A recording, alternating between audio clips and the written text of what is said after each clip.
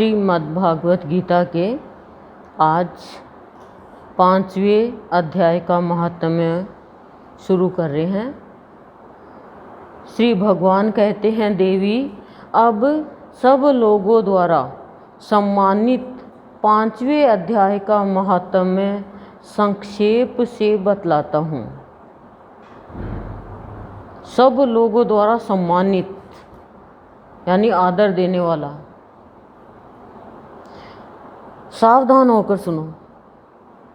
मद्र देश में पुरुकुत्सपुर नामक एक नगर है। उसमें पिंगल नामक एक ब्राह्मण रहता था। वह वेद पाठी ब्राह्मणों के विख्यात वंश में, जो सर्वथा निष्कलंक था, उत्पन्न हुआ था। किंतु अपने कुल के लिए उचित वेद शास्त्रों के स्वाध्याय को छोड़कर ढोल आदि बजाते हुए उसने नाच गान में मन लगाया।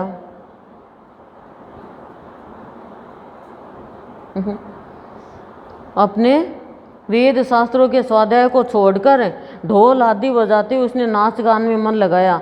गीत नृत्य और बाजा बजाने की कला में परिश्रम करके पिंगल ने बड़ी प्रसिद्धि प्राप्त कर ली और उसी से उसका राजभवन में भी प्रवेश हो गया।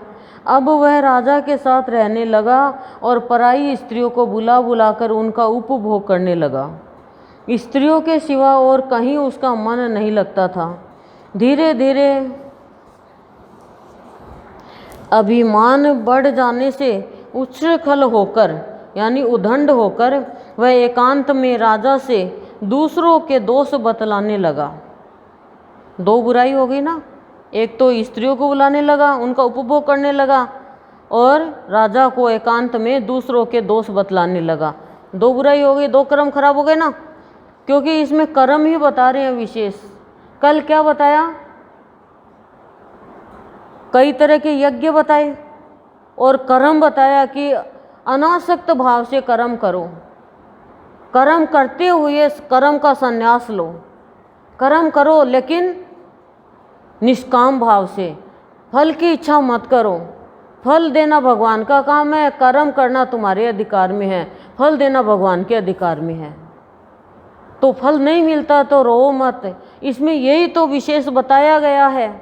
विशेष कर ये बता रहे हैं, कर्म करो, अच्छा कर्म करो, आसक्ति छोड़ो, स्थूल वस्तुओं से आसक्ति छोड़ो, स्थिर बुद्धि करो, स्थिर मन करो, चंचलता छोड़ो। बार बार ये कह रहे हैं। अच्छी बातें सबको सुनाओ ताकि उनको भी मुक्ति मिल जाए।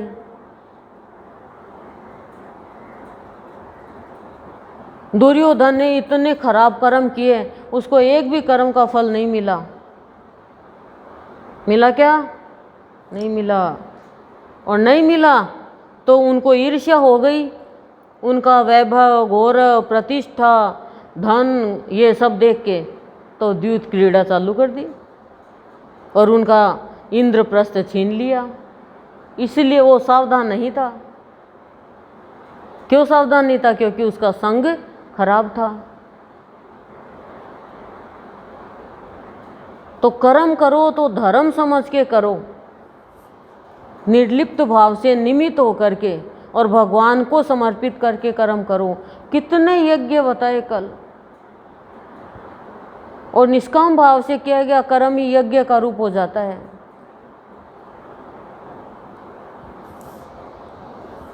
तो किसी को भी किसी का दोष मत बताओ एकांत में। और पराई स्त्री हो चाहे पराया पुरुष हो, किसी का भी उपभोग मत करो। भगवान ने एक एक तो सबको दे ही रखा है। पिंगल की एक स्त्री थी जिसका नाम था अरुणा। वह नीच कुल में उत्पन्न हुई थी और कामी पुरुषों के साथ विहार करने की इच्छा से सदा उन्हीं की खोज में घूमा करती थी। पति तो था ही, पत्नी भी, दोनों बराबर। उसने पति को अपने मार्ग का कंटक समझकर एक दिन आधी रात में घर के भीतर ही उसका सिर काटकर मार डाला और उसकी लाश को जमीन में गाड़ दिया। इस प्रकार प्राणों से वियुक्त यानी प्राणों से रहित होने पर वह यमलोक में पहुंचा और भीषण नरकों का उपभोग करके निर्जन वन में गिद्ध हुआ। गिद्ध की योनि मिली। जो इंसान दूसरों के दोष देखता है और पराई स्त्रियों का उपभोग करता है उसको गिद्ध की योनि मिलती है। इसमें बता दिया। अब उसको क्या मिला? स्त्री को, जो स्त्री भी तो कामी थी ना। अरुणा भी भगंदर बीमारी होती है, गुदा में वर्ण का रोग। अपने भगंदर रोग से अपने सुंदर शरीर को त्याग कर घोर नरक भोगने के पश्चात उसी वन में सुखी हुई। सुखी जान गए? सुखी तोता और समझ गए? नहीं समझे? सुखी हुई। एक दिन वह, मतलब तोती मान लो, मारवाड़ी में तोती बोलते हैं। जोड़ा तो भगवान ने बनाया, तोता तोती, सुक्का सुक्की। एक दिन वह दाना चुगने की इच्छा से इधर उधर फुदक रही थी। इतने में उस गिद्ध ने पूर्व जन्म के बैर का स्मरण करके उसे अपने तीखे नखों से फाड़ डाला, क्योंकि उसने अपने पति को मारा था पिछले जन्म में। तो ये जो हमारे इस जन्म में हो रहा है ना, ये हमारा पूर्व जन्म का ये सारा, इसलिए किसी को दोष देना नहीं चाहिए। हमारे किए हुए हमारे सामने वाला हमें दे रहा है, ये मान के चलो। देखो हमें कोई अपना साथ नहीं दे, दूसरा साथ दे दे, तो ये मान के चलो हमारा पिछले जन्म का कर्म है, उनके साथ ऋण है। और कोई हमें अपशब्द बोल दे चलते चलते, ये मान के चलो कि हमने कभी बोला था, ये उतर गया। इसलिए दोष मत दो किसी को भी। जो भी हो रहा है भगवान को कहो, भगवान अब आप ही देख लो। तकलीफ होनी नहीं चाहिए। यदि आपको तकलीफ होती है किसी के बात की तो फिर आप अज्ञानी हो, आपके ऊपर अभी कृपा नहीं है भगवान की। एक दिन वह दाना चुगने की इच्छा से इधर उधर फुदक रही थी। इतने में उस गिद्ध ने पूर्व जन्म के बैर का स्मरण करके उसे अपने तीखे नखों से फाड़ डाला। सूखी घायल होकर पानी से भरी हुई मनुष्य की खोपड़ी में गिरी। अब खोपड़ी में कैसे? मरने के बाद में खोपड़ी लुढ़कती रहती है शमशान घाट में। गिद्ध पुनः उसकी ओर झपटा। इतने में ही जाल फैलाने वाले बहेलियों ने उसे भी बाणों का निशाना बनाया।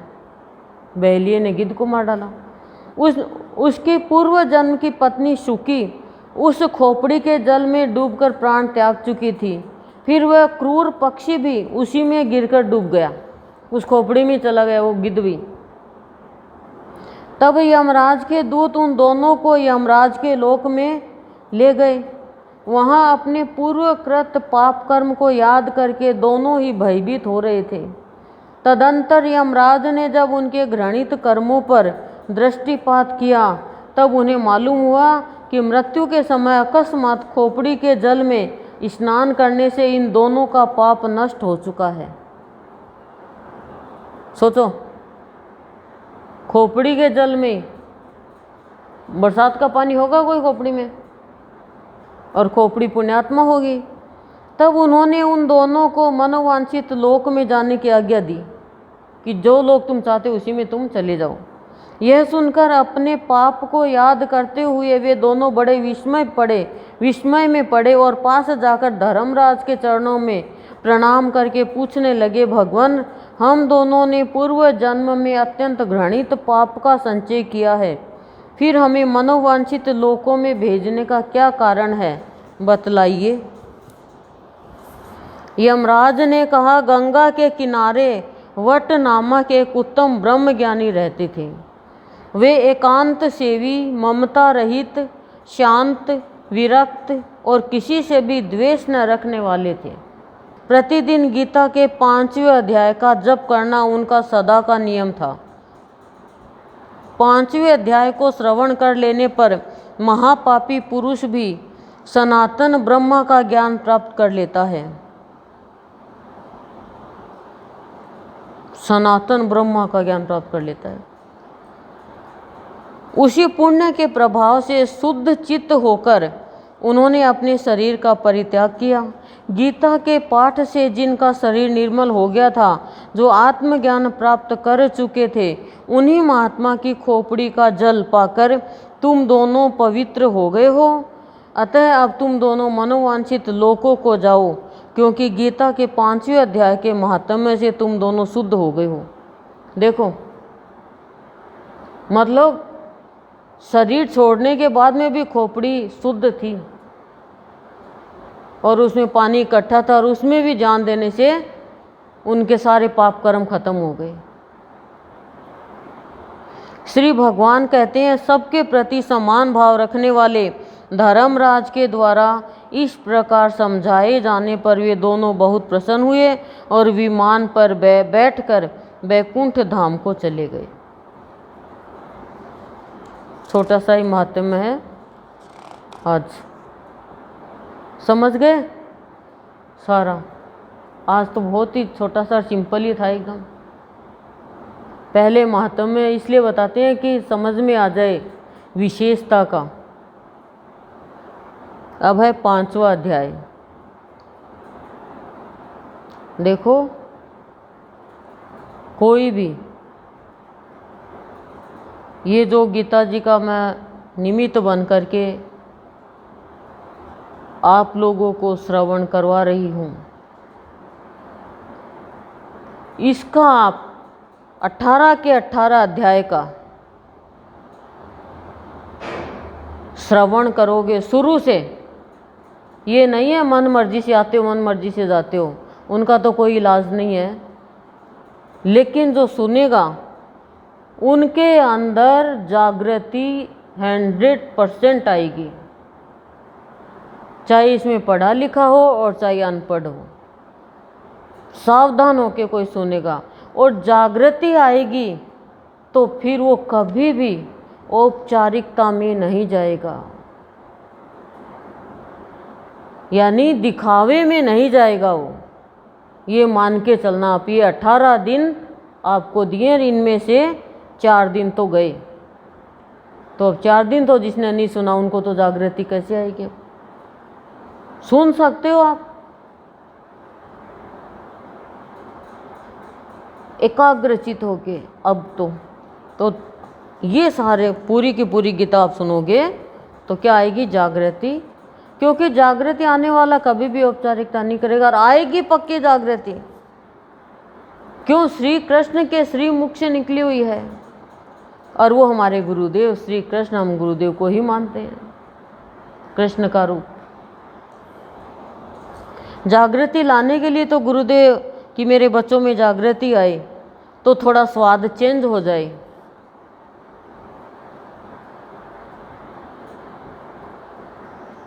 नहीं तो क्या बस ठीक है संतमणि घर पे पढ़ लेंगे, लेकिन भाव तो भाव ही है। रोज ही रोटी खाते हो, लेकिन दूसरे के हाथ की रोटी आपको अच्छी लगती है, तो संत ये तो अपना धन हो गया ना, साहित्य है। और ये तो सारा ग्रंथों का सार है गुरुदेव के साहित्य में। तो साहित्य सुन के तो हित की भावना आती ही आती है, इतने तो हित की भावना रहती है, अहित में छिपी। दुर्योधन ये तो सोचा मेरा हित कर लूं और हो गया अहित। दूसरों का हित सोचकर अपना हित सोचता है वो प्राणी, दूसरों का तो हित कर जाता है और अपना अहित कर देता है। क्यों? जो भगवान का भक्त है, भगवान की शरण में है, भगवान उसका कभी भी बुरा नहीं करने देंगे। आप देख लो, लाक्षागृह से भी कैसे गुफा बनवा दी और निकाल लिया, और उनको भ्रम में डाल दिया कि 5 लाश मिली है, 1 स्त्री और 4 पुरुष। उन्होंने तो सोचा वही है।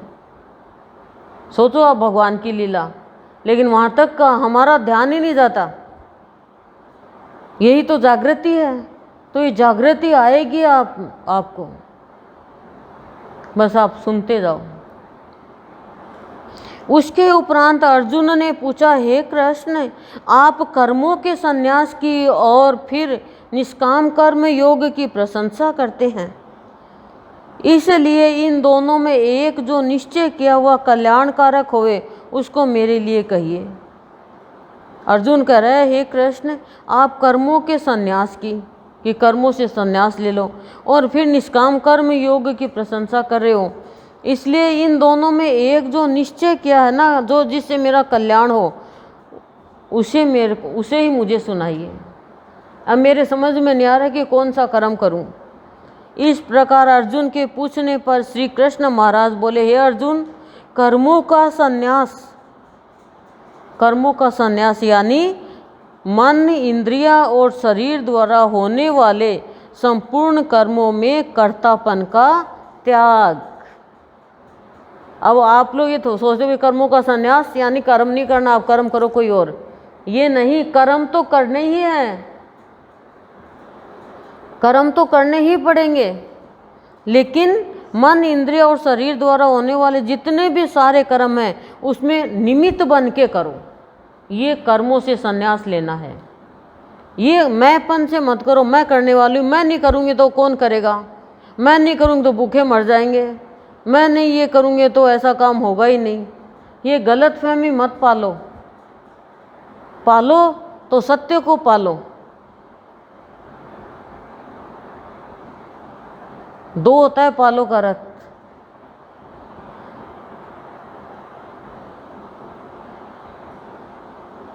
और निष्काम कर्म योग। अब निष्काम कर्म योग का मतलब समत्व बुद्धि से भगवत अर्थ कर्मों का करना। समत्व बुद्धि से यानी बुद्धि में लाभ हानि पहले आता है, शुभ अशुभ पहले आता है, अपना पराया, छोटा बड़ा, अमीर गरीब, धर्म अधर्म, पाप पुण्य सब बुद्धि में आता है। इस बुद्धि ने इंसान को इतना घुमा के पटका कि बुद्ध की जगह शुद्ध बुद्धि गंवा बैठा होता हूँ। बुद्धि से बुद्ध बनना चाहिए, ना कि क्रुद्ध।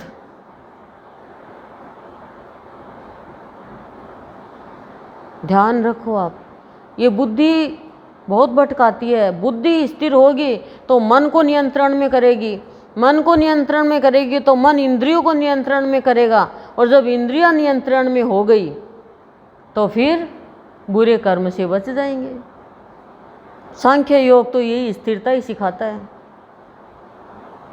यह दोनों ही परम कल्याण के करने वाले हैं, चाहे तो निष्काम कर्म योग और चाहे कर्म से संन्यास। कर्म से संन्यास क्या बताया, रिपीट करो।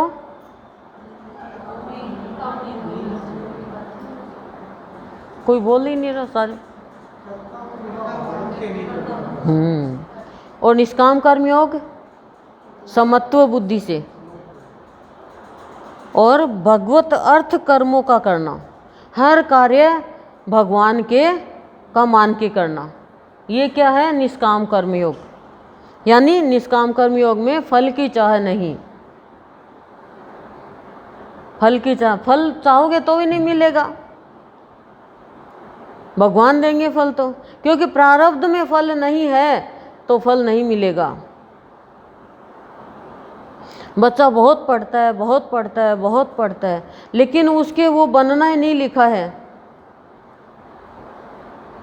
तो पास नहीं होगा, बीच में बाधाएं आ जाएगी। यह दोनों ही परम कल्याण के करने वाले हैं, परंतु उन दोनों में भी कर्मों के संन्यास से निष्काम कर्मयोग साधन में सुगम होने से श्रेष्ठ है। दोनों में क्या बता रही है, दोनों में भी कर्मों के संन्यास से और निष्काम कर्मयोग साधन में सुगम होने से श्रेष्ठ है, सरल होने से। इसलिए हे अर्जुन, जो पुरुष न किसी से द्वेष करता है और न किसी की आकांक्षा करता है, वह निष्काम कर्मयोगी सदा सन्यासी ही समझने योग्य है। कौन है सन्यासी समझने योग्य? जो किसी से द्वेष नहीं करता और कोई भी चीज़ की आकांक्षा नहीं होती, जिसमें मिल गया उसमें संतोष। बहुत मुश्किल है ना, पर बहुत आसान भी है, क्योंकि राग द्वेष आदि द्वंद्वों से रहित हुआ पुरुष सुख पूर्वक संसार रूप बंधन से मुक्त हो जाता है। क्या बताया कि जो आकांक्षा नहीं रखता, द्वेष नहीं रखता, वह निष्काम कर्मयोगी सदा सन्यासी ही समझने योग्य है। मतलब वो निष्काम कर्मयोगी भी है और सन्यासी भी है। क्यों? क्योंकि राग द्वेष द्वंद्वों से जो रहित हो गया वह पुरुष सुख पूर्वक संसार रूप बंधन से मुक्त हो जाता है। संसार रूप बंधन में बांधने वाला और दुख देने वाला क्या है? राग द्वेष का द्वंद्व। राग द्वेष वाला क्लेश रखता है घर में, अपने जीवन में, दूसरों के जीवन में भी क्लेश पैदा कर देता है, लड़ाई झगड़ा पैदा कर देता है। राग द्वेष वाला मनुष्य खुद चैन से बैठता नहीं है और अच्छे लोगों को चैन से बैठने देता नहीं है, क्लेश युक्त मनुष्य। और वो देख लो इसमें कौरव है ही, एक मिनट भी चैन से नहीं बैठा। असुर देखो एक मिनट भी चैन से, द्वंद्व अंदर, करूं नहीं करूं, ये हो जाए वो हो जाए, नहीं होगा तो होगा तो, मतलब संशय रहित जीवन। हे अर्जुन, ऊपर कहे हुए संन्यास और निष्काम कर्म योग को मूर्ख लोग अलग अलग फल वाले कहते हैं, न कि पंडित जन, क्योंकि दोनों में से एक में भी अच्छी प्रकार स्थित हुआ पुरुष दोनों के फल रूप परमात्मा को प्राप्त होता है। साफ कह दिया कि हे अर्जुन, ऊपर जो मैंने संन्यास और निष्काम कर्म योग के लिए कहा है उनको मूर्ख लोग अलग अलग फल वाले कहते हैं। जो मूर्ख है ना वो कहते हैं ये तो अलग अलग फल के कारण है, न कि पंडित जन। पंडित जन नहीं कहते हैं, क्योंकि दोनों में से एक में भी अच्छी प्रकार स्थित हुआ, दोनों में से एक में भी यदि अच्छी प्रकार स्थित हो गया वो पुरुष दोनों के फल रूप परमात्मा को प्राप्त होता है। चाहे तो निमित्त बन जाओ, कर्तापन छोड़ दो कर्म में, या फिर समत्व बुद्धि से करो, भगवत कर्म समझ के करो। और दोनों ही समझ के करो, भगवान सारे कर्म तेरे ही अर्पण हैं, तेरे ही कर्म हैं और मैं तो निमित्त हूँ, करवाने वाला भी तू ही है, तो परमात्मा को प्राप्त हो जाएगा। ज्ञान योगियों द्वारा जो परम धाम प्राप्त किया जाता है, निष्काम कर्म योगियों द्वारा भी वही प्राप्त किया जाता है। इसलिए जो पुरुष ज्ञान योग और निष्काम कर्म योग को फल रूप से एक देखता है वह ही यथार्थ देखता है। निष्काम ज्ञान होने के बाद ही तो निष्काम कर्म करेगा वो। अज्ञानी तो क्या चाहेगा कि मैंने किया और फल पहले देखेगा। वो तो आप किसी को भी जहर दे दो, आपको फल मिलेगा तो मिलेगा, नहीं तो नहीं मिलेगा। होलिका को कर्म का फल मिला, वो जो मारना चाह रही थी प्रहलाद को, मिला क्या उसको? नहीं मिला। कहाँ मिला? वो तो चाह रही थी प्रहलाद मर जाए और मैं अमर हो जाऊं। बोलो, नहीं मिला। प्रहलाद को जहर दिया, क्या प्रहलाद उनको फल मिला जहर देने वाले को? क्योंकि उनके प्रारब्ध में तो कुछ और था। प्रहलाद के प्रारब्ध में तो कुछ और था, तो मनुष्य कैसे उसका प्रारब्ध बदल सकता है, मार सकता है? अच्छा, दुर्योधन ने जहर दिया भीम को, क्या दुर्योधन को फल मिला? भीम मरा, उसको तो ज़्यादा शक्ति और मिल गई। बोलो, तो फिर क्यों बुरा काम करें? क्यों करें? जागृति, ये कर्म से तो जागृति आनी है। और हम क्या करते हैं? बुरा काम किया, उसने करवाया। अच्छा काम किया, मैंने बहुत मेहनत से किया, मैंने सोच के किया, मेरे आइडिया आया, मैंने उसको कहा। आ गई ना कर्तव्यपन का भाव? नहीं आया क्या? आ गया। अब मैं ये कह दूं आपको कि मैंने गीता जी सुनाई, तुम्हें इतनी सुनाई, तुम बदले ही नहीं, तुम यही नहीं हुए, मैं नहीं सुनाती तो ही अच्छा रहता, तो ये तो गलत हो गया ना। क्योंकि पढ़ने वाले तो भगवान स्वयं है, मनुष्य की ताकत थोड़ी है। एक बार तो ऐसे है कि गुरुदेव गीता जी कैसे सुनाएंगे, हम तो संत मणि साहित्य ये बना रहे हैं। अब दूसरे की रसोई में रोटी बनाए तो डर लगता है कि क्या कैसी सब्जी खाते हैं, कितना नमक खाते हैं, कितना तेल डालें, कम डालें तो कभी न बनाने को नहीं आवे, ज़्यादा डालें तो तेल डाल दी, होटल का सो बना दी। अब क्या करें? हैं, रोटी मोटी बनाएं कि पतली बनाएं कि थोड़ी सफ़ेद बनाएं कि ज़्यादा सेकें? क्या करें? तो पूछते हैं अरे क्या करें क्या करें। और संत मणि, साहित्य, भाव निर्जन, ये तो हमारा खुद का खाना हो गया। ये तो हम आँख बंद करके भी पढ़ सकते हैं, बता सकते हैं। लेकिन गीता जी तो हमारे विभाग से अलग हो गया ना।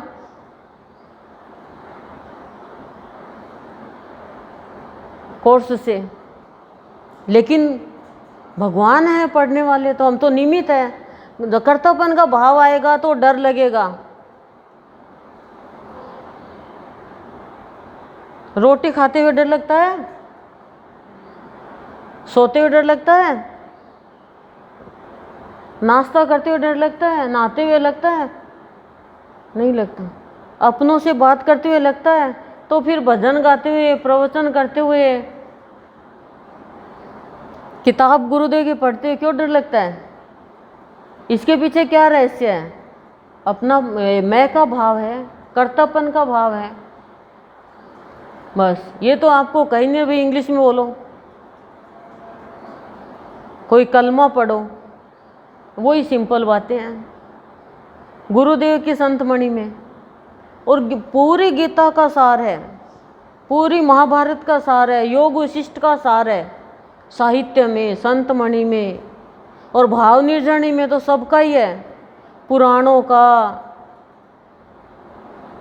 वेदों का, सबका सार है। बस सावधानी से सुनना है, फिर आपको पता चलेगा।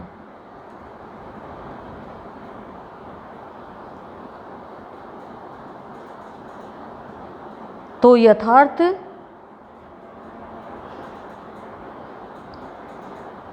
देखता है।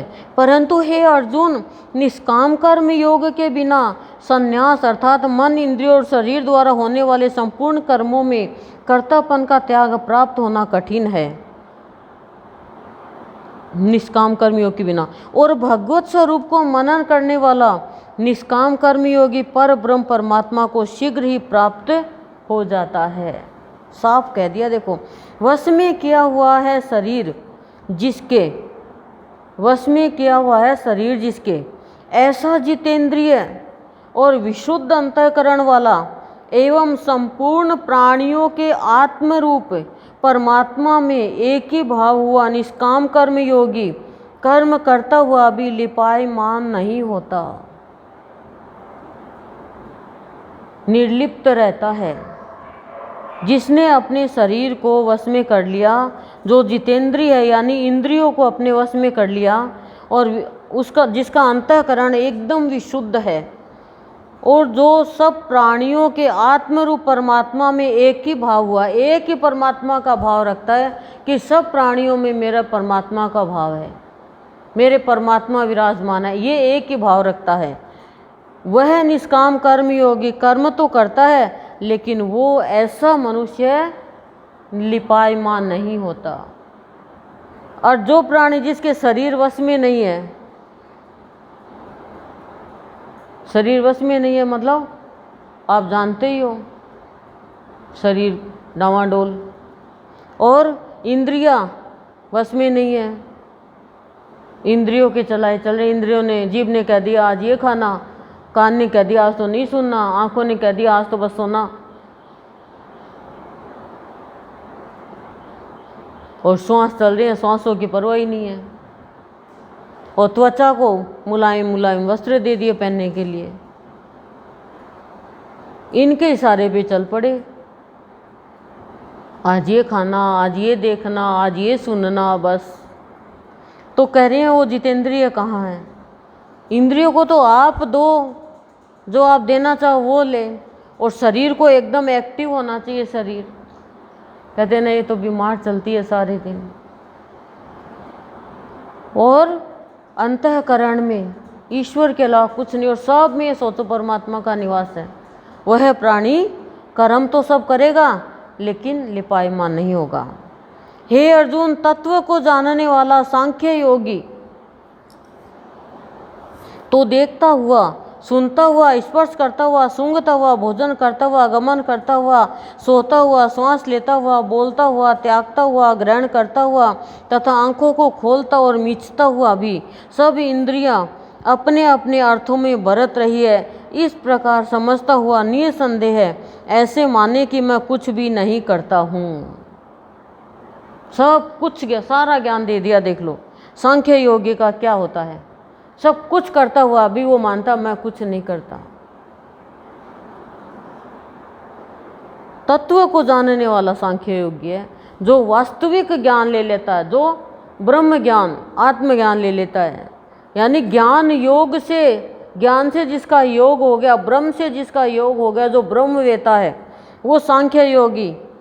तो फिर से रिपीट करती हूँ, आप सुनना। देखता हुआ, सुनता हुआ, स्पर्श करता हुआ, सूंघता हुआ, भोजन करता हुआ, गमन करता हुआ, सोता हुआ, श्वास लेता हुआ, बोलता हुआ, त्यागता हुआ, ग्रहण करता हुआ, आँखों को खोलता और मीचता हुआ सब इंद्रियां अपने अपने अर्थों में बरत रही है, अपना अपना कार्य कर रही है, इस प्रकार समझता हुआ निसंदेह है, कोई भी संदेह नहीं है ऐसे माने कि मैं कुछ भी नहीं करता हूँ। वो सांख्य योगी है।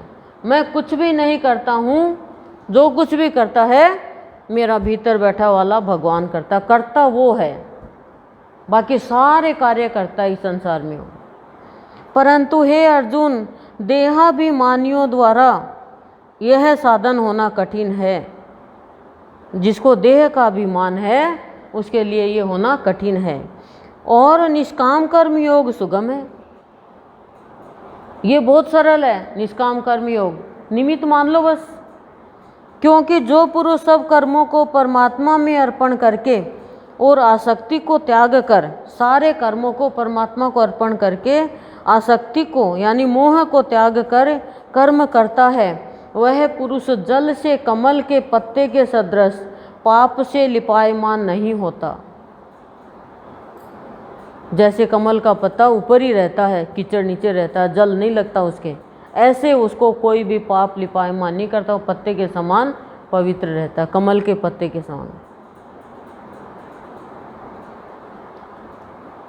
आप सोचो कि आप ये कह रहे हो मैं देखती हूँ, मैं खाती हूँ, मैं सुनती हूँ, मैं बोलती हूँ, मैं आंख बंद करती हूँ, मैं मीचती हूँ और मैं चलती हूँ, क्यों? तो वो आत्मा निकल जाएगी तब आप ना देख सकोगी, कान आंख नाक सब रहेंगे, फिर कुछ नहीं कर सकोगी। अरे तो इतना तो छोटा सा तो ज्ञान ले लो कि कोई है शक्ति हमारे अंदर, वो हमसे क्रिया करवा रही है, हम नहीं कर रहे, ये शरीर वो चलायमान कर रही है। फिर रिश्ते नाते सबसे संबंध टूट जाएगा, सबसे संबंध टूट जाएगा। संत का सबसे बड़ा ज्ञान क्या है? क्यों खुश रहते हैं वो आज में जीते हैं। और मनुष्य दुखी क्यों रहता है? वो कल में जीता है, बीते हुए कल में, आने वाले कल में।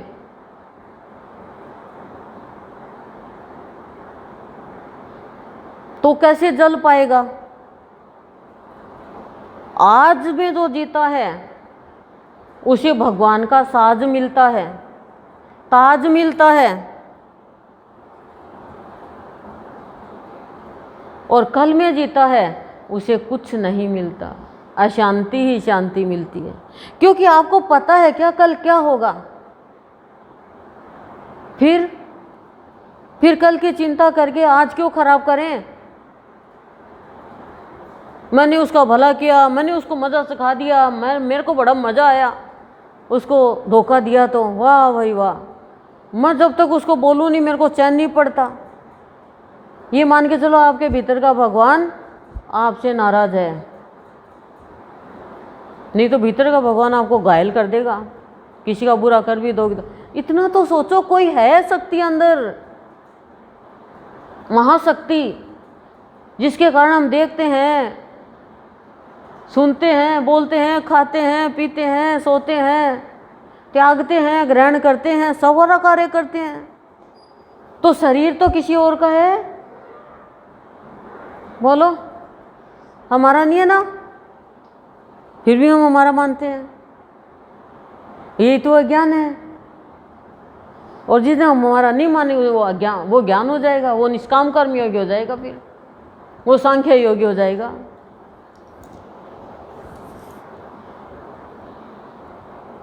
इसलिए निष्काम कर्म योगी ममत्व बुद्धि रहित केवल इंद्रिय मन बुद्धि और शरीर द्वारा भी आसक्ति को त्याग कर अंतःकरण की शुद्धि के लिए कर्म करते हैं।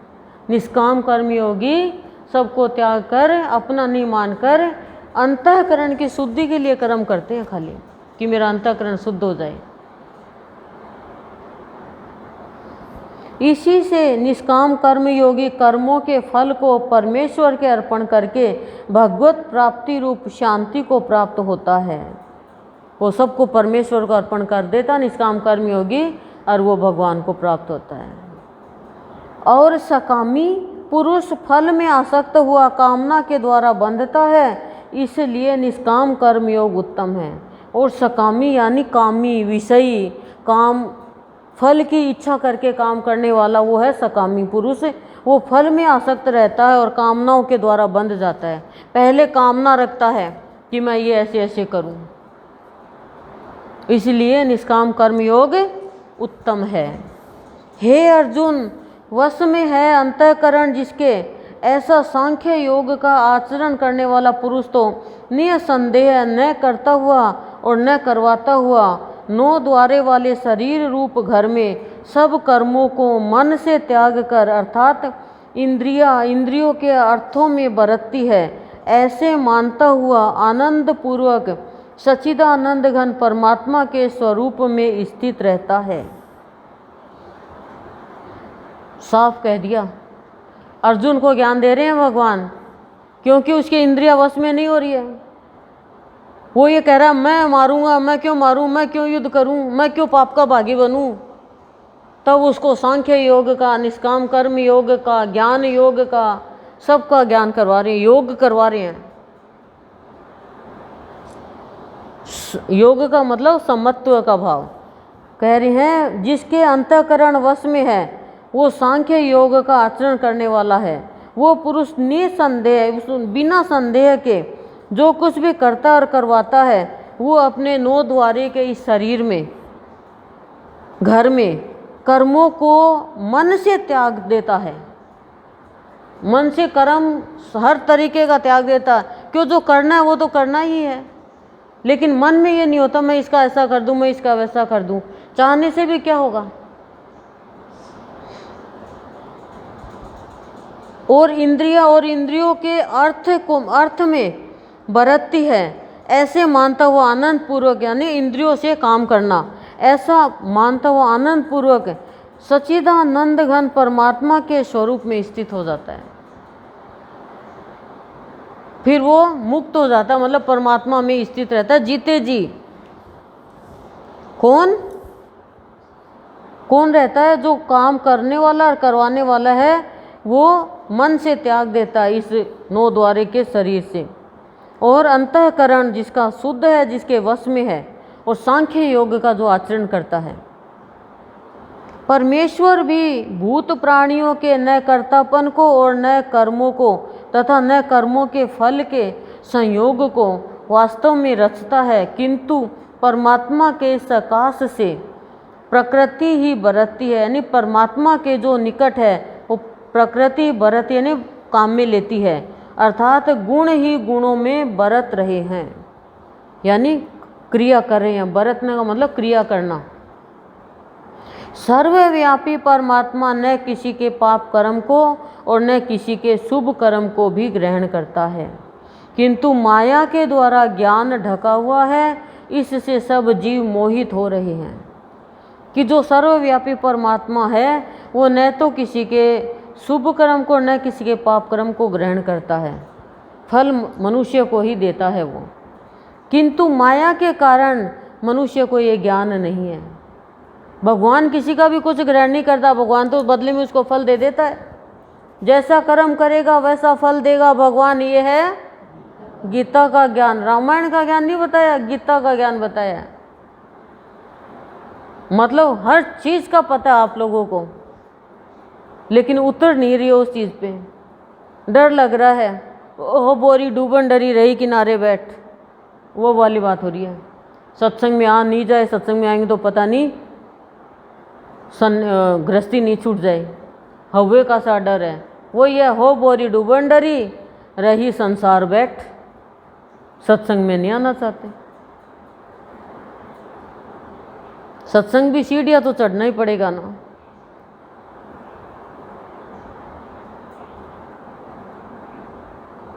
माया के कारण मनुष्य को ये पता नहीं है कि भगवान न तो पुण्य कर्म लेते न पाप कर्म लेते। भगवान तो सामने वाले को ही फल दे देते हैं जैसा करेंगे, और इससे सब जीव मोहित हो रहे हैं। सब मोहित हो रहे हैं, वाह मैंने पुण्य कर्म कर दिया, मैंने पाप कर दिया। पापी पाप करके खुश होता है और पुण्यात्मा पुण्य कर्म करके खुश होता है कि भगवान तेरे अर्पण।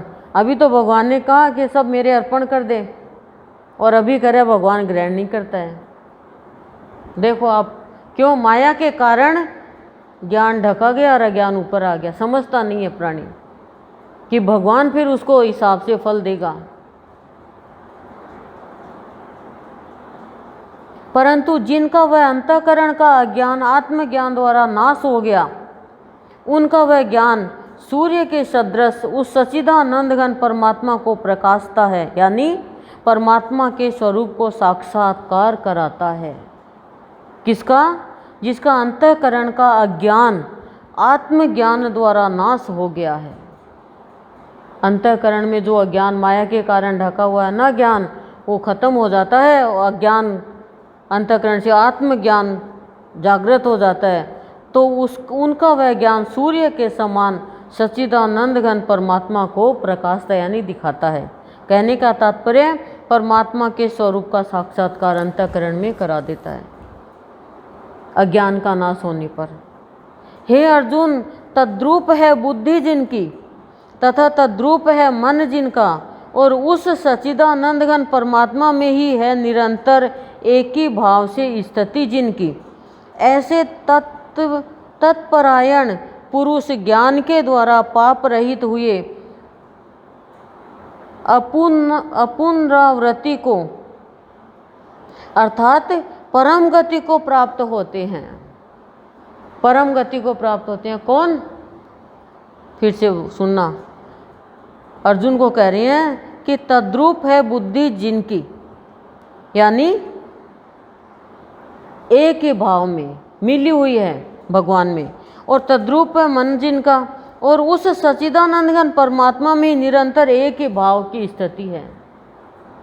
जैसे सुदामा की स्थिति, गोपियों की स्थिति, भक्तों की स्थिति, कितना भी कष्ट आए नारायण नारायण नारायण नारायण, ओम नमो भगवते वासुदेवाय नमः। प्रहलाद, ध्रुव है, देखो कितना कितना आया। मीराबाई, मेरे तो दूसरों ने कोई। देख लो कोई भी भक्तों की, नरसिंह जी के देख लो, नारायण नारायण। तो वो तद्रूप मन बुद्धि उनके अपने भगवान में ही रहती है मिली हुई, और एक ही स्थिति रहती है निरंतर एक ही भाव परमात्मा का जिनकी, ऐसे तत्परायण पुरुष ज्ञान के द्वारा पाप रहित हुए अपुनरावृत्ति को यानी परम गति को प्राप्त होता है, क्योंकि वो पाप रहित हो गया। कौन? जो तद्रूप है, जिसका मन तद्रूप है जिनकी बुद्धि। और तीसरा पॉइंट बताओ, परमात्मा में हर स्थिति में एक ही भाव परमात्मा का, यानी भगवान में ही मिला हुआ है। जैसे पानी में चीनी मिली हुई है, ऐसे वे ज्ञानी जन विद्या और विनय युक्त ब्राह्मण में तथा गो हाथी कुत्ते और चांडाल में भी समभाव से देखने वाले ही होते हैं। सब में, पशु में, पक्षी में, चांडाल में, विद्वान में, सब में एक भाव परमात्मा का। इसलिए जिनका मन समत्व भाव में स्थित है, उनके द्वारा इस जीवित अवस्था में ही संपूर्ण संसार जीत लिया गया।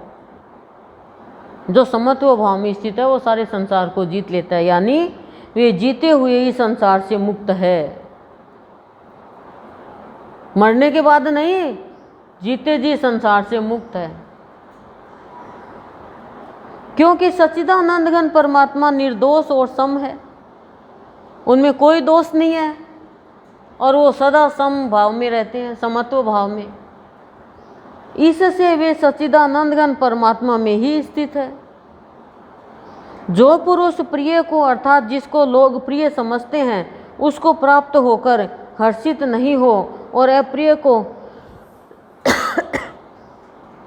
अर्थात जिसको लोग अप्रिय समझते हैं उसको प्राप्त होकर उद्वेगवान न हो, यानी घबराए नहीं, ऐसा स्थिर बुद्धि संशय रहित ब्रह्मवेता पुरुष सच्चिदानंद घन पर ब्रह्म परमात्मा में एक ही भाव से नित्य स्थित है।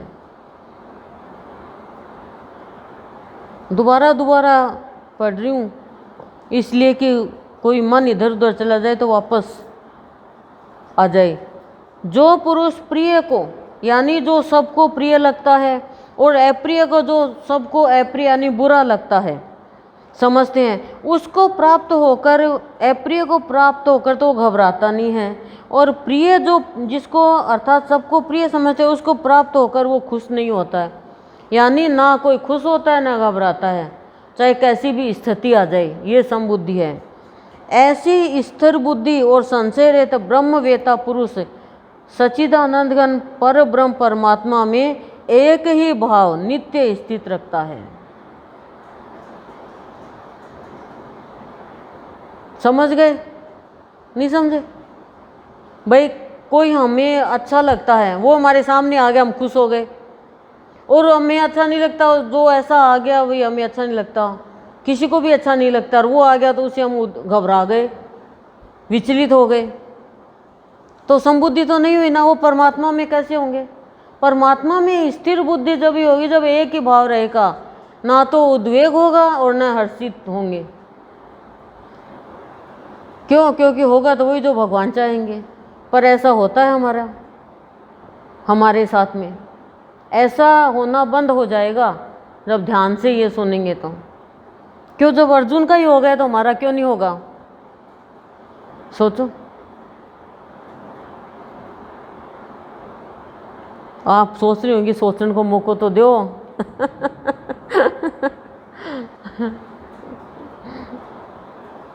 बाहर के विषयों में अर्थात सांसारिक भोगों में आसक्ति रहित अंतःकरण वाला पुरुष अंतःकरण में जो भगवत ध्यान जनित आनंद है उसको प्राप्त होता है, और वह पुरुष सच्चिदानंद घन पर ब्रह्म परमात्म स्वरूप योग में एक ही भाव से स्थित हुआ अक्षय आनंद को अनुभव करता है, जो कभी खत्म नहीं होने वाला आनंद उसको अनुभव करता है, पर एक ही भाव में, एक परमात्मा के एक ही भाव में रहे तो भक्तों के जैसे। फिर चाहे कैसी भी स्थिति आए भगवान का ही भाव रहे उसके, कभी भी वो निरर्थक बात करे नहीं, निरर्थक बात सोचिए नहीं। जो कुछ भी आ रहा है, देखो भक्तों की जीवनी आप सबको पता है कितना शारीरिक कष्ट, अरे मानसिक कष्ट तो दिया सो दिया, शारीरिक कष्ट भी कितना दिया उनको, कितनी प्रताड़ना दी उनको, तो भी वो एक ही भाव में रहे, भगवान के भाव में। और हमारा भाव तो बिगड़ जाता है, फिर हम गुस्से हो जाते हैं, फिर हमारे अंदर ईर्ष्या हो जाती है, फिर हमारे कर्म खराब हो जाते हैं, फिर हमारा एक ही भाव परमात्मा का छूट जाता है। भगवान का ध्यान भी लगाते हैं तो ध्यान नहीं लगता, फिर वही बात घूमती रहती है।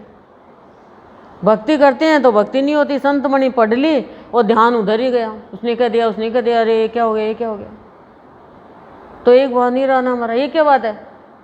अंतःकरण शुद्ध नहीं है। बोलो तो क्या कह रहे हैं? बाहर के विषयों में यानी सांसारिक भोगों में आसक्ति रहित हम कहीं बाहर गए और घर वालों ने हमारे पीछे से बड़े मंगवा लिए, मार्केट से समोसे मंगा लिए और खा लिए और पता ही नहीं चला। हम आए, हमें किसी ने कह दिया कि ऐसे ऐसे मंगाए, तो हमारा भाव भोगों में है तो क्या कहेंगे? अच्छा मेरे जाने का इंतजार कर रहे थे बस, बहुत अच्छा काम किया, दुखी हो जाएंगे। और खा लिए, ठीक है खा लिया, आज मेरे नहीं लिखे थे। बोलो ना ना ना ना, ऐसे कैसे, मैं इतना त्याग कर रही हूँ घर में या त्याग कर रहा हूँ, ऐसे कैसे हो सकता है? हो गया तो पेट में से तो निकाल नहीं सकते, वो तो वातावरण हो गया, वैसा होना था, वो उनकी सोच है। तो क्या ये आसक्ति रहित, भोगों में आसक्ति रहित होना चाहिए, उसमें संतोष होना चाहिए। अंतःकरण, ऐसे अंतःकरण वाला पुरुष अंतःकरण में जो भगवत ध्यान जनित आनंद है, भगवान का ध्यान करते हुए जो आनंद है उसको प्राप्त होता है, जो संसारिक भोगों से रहित होता है, आसक्ति रहित होता है वो। और वह पुरुष सच्चिदानंद घन पर ब्रह्म परमात्मा रूप योग में एक ही भाव ही स्थित रहता हुआ वो अक्षय आनंद पाता है फिर। और आनंद के बाद तो कुछ भी नहीं है, फिर उसका आनंद कभी भी खत्म नहीं होता है। जो यह इंद्रिय तथा विषयों के संयोग से उत्पन्न होने वाले सब भोग है, इंद्रिया और विषयों के संयोग से उत्पन्न वाले जो भोग है, वे यद्यपि विषय पुरुषों को सुख रूप भासते यानी दिखाई देते हैं, विषय मनुष्यों को सुख देते हैं, वो ऐसा लगता है उनको, तो भी निसंदेह दुख के ही हेतु है, तो भी दुख के ही कारण है वो। इसी कारण ही तो लड़ाई हुई, महाभारत हुई। 5 गांव दे देते तो क्या बिगड़ जाता, बताओ। इतना बड़ा राज्य लिया, उनके तो पिता का था, और उन पे राज्य कर लिया, दूसरों के धन को अपना धन मान लिया। बाहर का ही भोग था, आसक्ति ही तो थी बाप बेटे में। लेकिन पांडवों ने कभी भी बदला नहीं लिया, और आदि अंत वाले अर्थात अनित्य है, इसलिए हे अर्जुन सुख रूप भासते हैं तो भी निसंदेह दुख के ही हेतु है। और आदि अंत वाले यानी अनित्य है, वो तो आदि अनित्य है, नित्य नहीं है, परमेश्वर नहीं है वो, नित्य अनित्य है वो तो। इसलिए हे अर्जुन बुद्धिमान विवेकी पुरुष उनमें नहीं रमता। बुद्धिमान और विवेकी पुरुष है, जिसके विवेक जग गया यानी ज्ञान हो गया, विवेक का दूसरा नाम क्या है, ज्ञान, वो इनमें नहीं रमता है। अब हम हैं कि नहीं, अब आप तो कंपेयर कर लो, तुलना कर लो। जो मनुष्य शरीर के नाश होने से पहले काम और क्रोध से उत्पन्न हुए वेग को सहन करने में समर्थ है, यानी काम क्रोध को जिसने सदा के लिए जीत लिया है, वह मनुष्य इस लोक में योगी है और वही सुखी है। फिर से पढ़ती हूँ आंखें खोलो, मीचो मत ध्यान से सुनो। जो मनुष्य शरीर के नाश होने से पहले ही यानी मरने से पहले ही काम और क्रोध से उत्पन्न हुए वेग को सहन करने में समर्थ है, यानी शक्तिमान है। काम और क्रोध का वेग घोड़े से भी तेज होता है। काम का वेग एक बार ही तेज होता है, फिर शांत। काम भोगी तो सभी भोगा ही आपने, ऐसा तो यहाँ कोई बैठा नहीं जो काम को नहीं भोगा हो। फिर क्या होता है, बेकार चीज सबके मन में आता ही है, पर फिर काम ठीक है, काम भगवान ने बनाया है, सृष्टि चलती है, लेकिन इसके वेग को भी तो रोको। चाहे जब इसका वेग हो जाएगा तो उसी में हम गंदे हो जाएंगे। और क्रोध का वेग, काम नहीं हुआ पूरा तो फिर चाहे अपना प्यारा ही हो ना, देख थप्पड़ की, देख लात की, देख दूसरे की, हैं घर में कल है, वो लड़ाई, वो झगड़ा, हो अरे तुम जानवर हो कि इंसान हो। ये वेग है। फिर पछताते हैं, मेरे को नहीं बोलना चाहिए था, सॉरी, गलती हो गई, मेरे मुंह में से निकल गया, तूने मुझे गुस्सा दिला दिया। तूने ऐसा किया तो मैंने किया, वाह। मैं कहती हूँ ना कि अरे तुम टीवी थोड़ी हो तो रिमोट दबाया क्रोध का, चल क्रोध कर। काम का बटन दबाया, अब काम जग। ये क्या गलत है ना ये। इसके वेग को सहन करने में जो समर्थ है, यानी काम क्रोध को जिसने सदा के लिए जीत लिया। किसको जीत लिया? काम क्रोध को। वह मनुष्य इस लोक में योगी है और वही सुखी है। आप बताओ मैंने क्या बोला?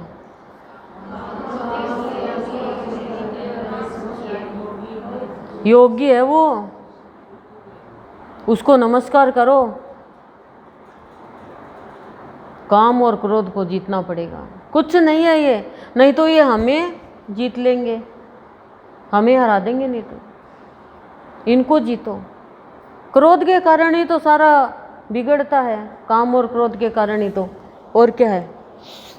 वो योगी है, वो सुखी है, नहीं तो वो क्या है? भोगी है और दुखी है। काम भोगी बनाता है और क्रोध दुखी करता है। ठीक है। जो पुरुष निश्चय करके अंतरात्मा में सुख वाला है और आत्मा में ही आराम वाला है, तथा जो आत्मा में ही ज्ञान वाला है, ऐसा वह सच्चिदानंद घन पर ब्रह्म परमात्मा के साथ एक ही भाव हुआ सांख्य योगी शांत ब्रह्मा को प्राप्त होता है। बस जिसने मान लिया कि आत्मा में ही सुख है, वो सांख्य योगी शांत ब्रह्मा को प्राप्त होता है। बाहर के इसमें सुख नहीं है। नाश हो गए हैं सब पाप जिनके, तथा ज्ञान करके निवृत्त हो गया संशय जिनका, और संपूर्ण भूत प्राणियों के हित में है रति जिनकी, यानी प्रेम अनुराग, एकाग्र हुआ है भगवान के ध्यान में चित्त जिनका, ऐसे ब्रह्मवेता पुरुष शांत पर ब्रह्म को प्राप्त होते हैं। देखो, पास होने के लिए सारे सब्जेक्ट में पास होना होता है, नहीं तो सप्लीमेंट्री आती है। ठीक है, सारे सब्जेक्ट में होना ज़रूरी होता है। इंग्लिश है, हिंदी है, मैथ है, सोशल स्टडी है, साइंस है, कंप्यूटर है, और जो भी सब्जेक्ट है। तो ऐसे कह रहे हैं कि किन चीज़ों का नाश होना है। नाश हो गया पाप जिनका, ज्ञान करके निवृत्त हो गया संशय जिनका। ज्ञान होने के बाद में संशय नहीं खत्म होगा, नहीं तो संशय पड़ा रहेगा। और पाप नाश कब होगा? जब वो आत्मज्ञान को ही प्रधानता देगा। और सारे भूत प्राणियों के हित में है रति जिनकी, यानी सारे प्राणियों के प्रति प्रेम है जिनका, और एकाग्र हुआ है भगवान के ध्यान में चित्त जिनका। भगवान के ध्यान में तो चित्त नहीं लगता ना, चित्त जिनका, ऐसे ब्रह्मवेता पुरुष शांत पर ब्रह्म को प्राप्त होते हैं। ऐसे पर ब्रह्म को प्राप्त होते हैं। ये नहीं बताया कि तुम संक्रांति पे तिल के लड्डू देते हैं जो, और क्या करते हैं, राय चबीणी करते हैं निर्जला 11 पे जो एक मटका देता है जो 14 साड़ी देते हैं जो, अपनों को ही धर्म देते हैं जो। धर्म का मतलब जानते हो क्या? सबसे बड़ा धर्म है ज्ञान देना और जरूरतमंद को देना। धर्म देना जरूरतमंद को, जाति को देख के, अपनों को देख के नहीं। चाहे वो किसी भी जाति का हो, चाहे जरूरतमंद को दो, वो बहुत बड़ा धर्म होगा। काम क्रोध से रहित जीते हुए चित्त वाले परब्रह्म परमात्मा का साक्षात्कार किए हुए ज्ञानी पुरुषों के लिए सब ओर से शांत परब्रह्म परमात्मा ही प्राप्त है। सुनो, काम क्रोध से जो रहित हो गया, वो जीते हुए चित्त वाले, चित्त को जीत लेते हैं वो परब्रह्म परमात्मा का जिसने साक्षात्कार कर लिया, और वो ज्ञानी पुरुष के लिए सब ओर से शांत परब्रह्म परमात्मा ही प्राप्त है। वो ज्ञानी पुरुष शांत है और उसके लिए परमात्मा प्राप्त है, अप्राप्त नहीं है। हम कहते हैं ना मेरे को तो प्राप्ति है ये चीज़, यानी पा लिया। हे अर्जुन, बाहर के विषय भोगों को न चिंतन करता हुआ बाहर ही त्याग कर और नेत्रों की दृष्टि को भ्रकुटी के बीच में स्थित करके तथा नासिका में विचरने वाले प्राण और अपान वायु को सम करके जीती हुई है इंद्रिया, मन और बुद्धि जिसकी, ऐसा जो मोक्ष परायण मुनि। मोक्ष परायण मुनि कौन है? जो परमेश्वर के स्वरूप का निरंतर मनन करने वाला हो, इच्छा भय और क्रोध से रहित है, वह सदा मुक्त ही है। मुक्त कौन है? बहुत अच्छी बात बताइए कि बाहर के विषय भोगों को न चिंतन करता हुआ। हम तो बाहर के विषय भोगों का ही चिंतन करते हैं सारे दिन, यहाँ तक ओहो आज तो लहसुन की चटनी बहुत अच्छी बनाई, शाम को भी ये खाएंगे। आज तो प्याज का तड़का ही नहीं लगाया, आज तो दाल ऐसी लगी मरीजों की सी। बोलो, मतलब ये है बाहर के विषय भोग, ये बाहर के विषय भोग हैं, उसी का चिंतन। लेकिन बाहर के विषय भोगों को न चिंतन करता हुआ, जो चिंतन नहीं करता बाहर के विषय भोगों का, मिल गया सो मिल गया, नहीं मिला तो कोई बात नहीं, और बाहर ही त्याग देता है, वो अंदर तक उसका मन नहीं जाता है, मन चलता ही नहीं है, और नेत्रों की दृष्टि को भ्रकुटी के बीच में स्थित करके, नेत्रों की एकदम बीच में ध्यान रखता हुआ, ज्ञान चक्षु ना यहाँ पे तीसरा नेत्र, और नासिका में विचरने वाले प्राण, जो हमारे श्वास के द्वारा ये प्राण रूप में है, और अपान वायु को सम करके, अपान वायु को सम करके, अपान वायु नीचे के पोर्शन में है, जीती हुई है इंद्रिय जिनकी और मन बुद्धि जिसकी, ऐसा हो मोक्ष परायण मुनि। इंद्रियों को जीत लिया। 5 वायु के बारे में भी बहुत बार बताया हुआ है मेरा, पान, अपान, उदान, व्यान, समान, ये 5 वायु है शरीर में, पांचों ही निकलती है ये जब अंत समाता है, तो एक एक करके मूलाधार के नीचे होती है अपान वायु, गुदा के नीचे, गुदा में स्थित होती है। इच्छा भय और क्रोध से रहित है, वह सदा मुक्त ही है। इच्छा रहित और बार बार आज तो काम क्रोध काम क्रोध काम क्रोध ही बता रहे हैं, देख लो। शांत चित्त वाला व्यक्ति परमात्मा का ही दूसरा रूप है। पर ऐसा नहीं है कि अधर्म हो रहा है तो भगवान कृष्ण को भी गुस्सा आ गया था, राम को भी गुस्सा आ गया था, लक्ष्मी जी को भी गुस्सा आ गया था जब रावण ने अत्याचार किया था। तो ये भी नहीं है कि गलत क्रोध के लिए बोल रहे हैं कि विषय भोग नहीं मिले तो क्रोध आ गया, ये क्रोध नहीं करना है। और हे अर्जुन, मेरा भक्त मेरे को यज्ञ और तपों का भोगने वाला और संपूर्ण लोकों के ईश्वरों का भी ईश्वर तथा संपूर्ण भूत प्राणियों का सुहृद अर्थात स्वार्थ रहित प्रेमी, ऐसा तत्व से जानकर शांति को प्राप्त होता है। कि मेरा जो है ना वो ऐसे तत्व को जानता है जो शांति को प्राप्त होता है। कौन से तत्व को? कि मेरे को यज्ञ और तपों का भोगने वाला, यज्ञ और तप को भोगने वाला है, खाली विषय वासना को नहीं ग्रहण करने वाला, और सारे लोकों के ईश्वरों का भी ईश्वर, सभी लोकों के ईश्वरों का ईश्वर, संपूर्ण भूत प्राणियों का सुहृदय यानी सुंदर हृदय वाला, यानी सुहृदय वो है जिसके हृदय में दया है, करुणा है। और नहीं तो सुहृदय की जगह सु हटा दो और बदल दो दू, दू नहीं दू, दू हृदय, दुख देने वाला हृदय, और सुहृदय सुख देने वाला हृदय। यानी स्वार्थ रहित है, प्रेमी है, ऐसा तत्व जो जान लेता है वो शांति को प्राप्त होता है। और यानी वास्तविकता को जो जान लेता है, यथार्थ ज्ञान को जो जान लेता है, वो शांति को प्राप्त होता है। समझ गए?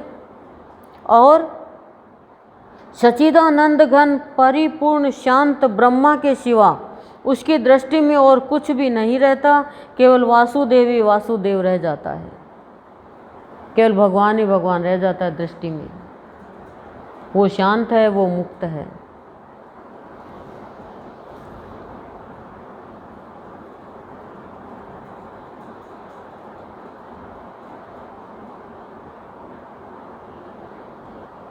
श्री कृष्ण और अर्जुन के संवाद में कर्म संन्यास योग नामक 5वां अध्याय पूरा हुआ।